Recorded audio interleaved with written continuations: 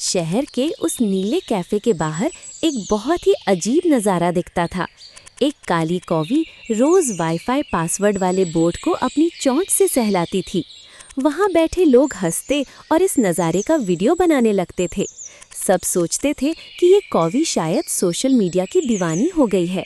कोई कहता कि ये कौवी पासवर्ड याद करके अपने दोस्तों को बताएगी।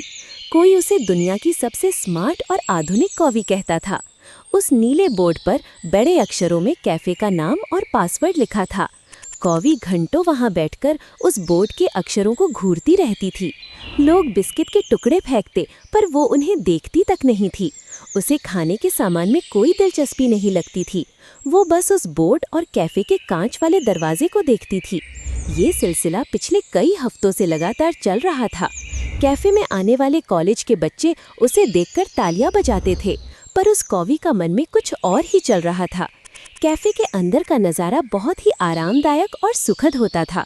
वहाँ बड़ी बड़ी मशीनें लगी थीं जिनसे कॉफ़ी की भीनी खुशबू आती थी।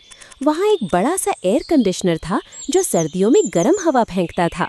कौवी की नज़र हमेशा कैफे के अंदर काम करने वाले एक लंबे आदमी पर रहती थी। उस आदमी का नाम मोहन था और वो कैफे का मुख्य वेटर था। मोहन बहुत ही अनुशासित इंसान था और अपनी ड्यूटी समय पर करता था। कैफे के पीछे की तरफ एक छोटा सा स्टोर रूम बना हुआ था। उस स्टोर रूम में पुरानी मशीनें और ढेर सारे गत्ते के डिब्बे रखे थे। स्टोर रूम का दरवाज़ा हमेशा बंद रहता था क्योंकि वहाँ सामान सुरक्षित था। लेकिन कौवी ने एक बहुत ही ख़ास बात नोट की थी। हर दोपहर ठीक 2 बजे कैफे का लैंडलाइन फ़ोन बहुत तेज़ आवाज़ में बजता था। वो फ़ोन स्टोर रूम के एकदम बगल वाली दीवार पर लगा हुआ था। जब भी फ़ोन बजता था, मोहन बहुत हड़बड़ी में वहाँ पहुँचता था। अंदर बहुत शोर होने की वजह से मोहन फ़ोन उठाकर बाहर की तरफ भागता था। वो स्टोर रूम का भारी दरवाज़ा खोलता और उसे खुला ही छोड़ देता था। बाहर की ताज़ी हवा में वो आराम से फ़ोन पर बात कर पाता था। मोहन की ये फ़ोन कॉल कम से कम 10 मिनट तक चलती थी। यही 10 मिनट उस कौवी के लिए दिन का सबसे बड़ा मौका होते थे।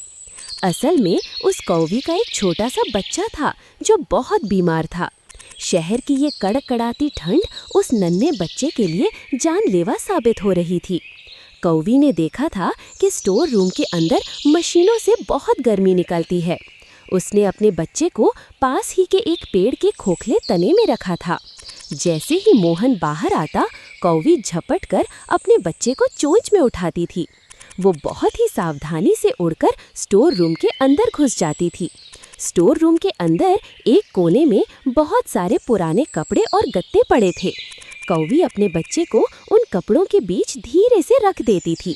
वहाँ की गर्माहट मिलते ही बच्चे की सांसें सामान्य होने लगती थीं। बच्चा अपनी आंखें खोलता और माँ की तरफ देखकर धीमे से चहकता था। कौवी उसे पंखों के नीचे दबाकर बैठ जाती और उसे अपनी गर्मी देती थी। उन 10 मिनटों में बच्चे को वो ताकत मिलती जो दवा भी नहीं दे पाती। कौवी का ध्यान हमेशा मोहन की आवाज़ पर लगा रहता था। वो सुनती थी कि मोहन कब अपनी बात खत्म करके वापस आ रहा है। मोहन जैसे ही कहता कि ठीक है, मैं अब रखता हूँ, कौवी सतर्क हो जाती। वो तुरंत अपने बच्चे को चोंच में दबाती और पलक झपकते बाहर निकल जाती। मोहन जब वापस आकर दरवाज़ा बंद करता तो उसे कुछ पता नहीं चलता था। ये काम इतनी सफाई से होता था कि किसी को शक तक नहीं हुआ।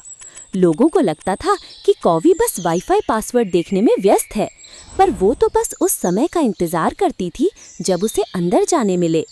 कौवी को पता था कि अगर वो पकड़ी गई तो उसे भगा दिया जाएगा, इसलिए वो हमेशा बहुत चुपचाप और शांति से अपना काम करती थी। एक दिन शहर में अचानक बहुत तेज़ बर्फीली हवाएं चलने लगीं। आसमान में काले बादल छा गए और सूरज पूरी तरह से छिप गया। उस दिन ठंड इतनी ज़्यादा थी कि कौवी खुद भी कांप रही थी। उसका बच्चा ठंड के मारे एकदम नीला पड़ता जा रहा था। कौवी बार बार वाईफाई वाले बोर्ड के पास जाकर बैठने लगी। वो बार बार घड़ी की तरफ देखती जो कैफे के अंदर लगी हुई थी। अब दोपहर के 2 बजने में बस कुछ ही मिनट बाकी बचे थे। कौवी ने अपने बच्चे को कैफे की एक खिड़की के पास लाकर रख दिया। वो चाहती थी कि जैसे ही दरवाज़ा खुले वो तुरंत अंदर पहुंच जाए। 2 बज गए पर उस दिन कैफे का फ़ोन नहीं बजा। कौवी परेशान होकर इधर-उधर उड़ने लगी और दरवाजे को देखने लगी। शायद उस दिन फ़ोन करने वाले को कोई काम नहीं रहा होगा, या शायद ठंड की वजह से फ़ोन की लाइन खराब हो गई थी। 5 मिनट बीत गए और फिर 10 मिनट बीत गए पर फ़ोन शांत था। मोहन अंदर आराम से खड़ा होकर ग्राहकों को कॉफ़ी पिला रहा था। उसे बाहर बैठी उस बेबस माँ की हालत का कोई अंदाज़ा नहीं था। कौवी का बच्चा अब हिलना डुलना भी बंद कर चुका था। उसकी सांसें बहुत धीमी हो गई थीं और वो लगभग बेहोश था। कौवी को समझ आ गया था कि आज फ़ोन नहीं बजने वाला है। उसे अब खुद ही कुछ ऐसा करना होगा जिससे दरवाज़ा खुल सके। कौवे ने एक बड़ा पत्थर अपनी चोंच में उठाया और कांच पर मारा, लेकिन कांच बहुत मजबूत था और उस पर कोई असर नहीं हुआ। लोग अंदर बैठे उसे देख रहे थे और उसे पागल समझ रहे थे। कौवी हार नहीं मानना चाहती थी क्योंकि उसके बच्चे की जान दांव पर थी। वो जोर जोर से काँव काँव करने लगी और खिड़की पर अपनी चोंच मारने लगी। उसने इतनी जोर से चोंच मारी कि उसकी चोंच से खून निकलने लगा। मोहन ने खिड़की की तरफ देखा और उसे गुस्सा आ गया। उसने सोचा कि ये कौवी आज सबको बहुत परेशान कर रही है। वो उसे भगाने के लिए एक डंडा लेकर बाहर की तरफ दौड़ कर आया। उसने जैसे ही दरवाज़ा खोला, कौवी वहाँ से हटी नहीं बल्कि उसके पैरों में गिर गई। मोहन उसे डंडे से मारने ही वाला था कि उसकी नज़र ज़मीन पर पड़ी। उसने देखा कि वहाँ एक छोटा सा बच्चा अधमरी हालत में पड़ा है। बच्चा ठंड से पूरी तरह अकड़ गया था और उसकी आंखें बंद थीं। कौवी बार बार अपने बच्चे को मोहन की तरफ ढकेल रही थी। वो अपनी चोंच से मोहन के जूतों को सहला रही थी, जैसे मिन्नत कर रही हो। मोहन का दिल पिघल गया और उसने अपना डंडा नीचे फेंक दिया।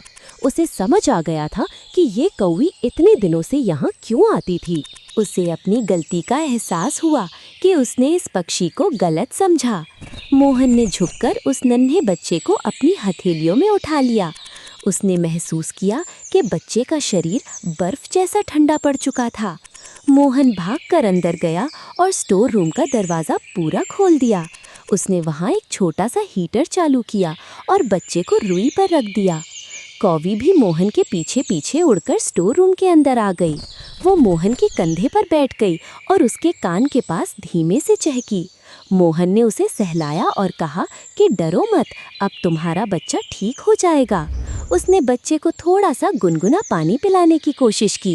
धीरे धीरे हीटर की गर्मी से बच्चे के शरीर में हरकत होने लगी। उसने अपनी छोटी सी चोंच खोली और माँ को पुकारने लगा। कौवी की आंखों में जैसे खुशी के आंसू आ गए थे। उसने मोहन की तरफ देखा और अपनी गर्दन झुकाकर उसे धन्यवाद दिया। उस दिन के बाद से कैफे का नियम पूरी तरह से बदल गया था। मोहन ने स्टोर रूम के नीचे एक छोटा सा सुराख करवा दिया था। अब कौवी को फ़ोन बजने का इंतज़ार करने की कोई ज़रूरत नहीं थी। वो जब चाहे अपने बच्चे के साथ उस सुराख से अंदर आ सकती थी। कैफ़े के मालिक को जब ये बात पता चली तो वो भी बहुत खुश हुआ। उसने स्टोर रूम में पक्षियों के लिए एक छोटा सा घर बनवा दिया। अब लोग उस कैफ़े में सिर्फ कॉफ़ी पीने नहीं बल्कि उस कौवी को देखने आते थे।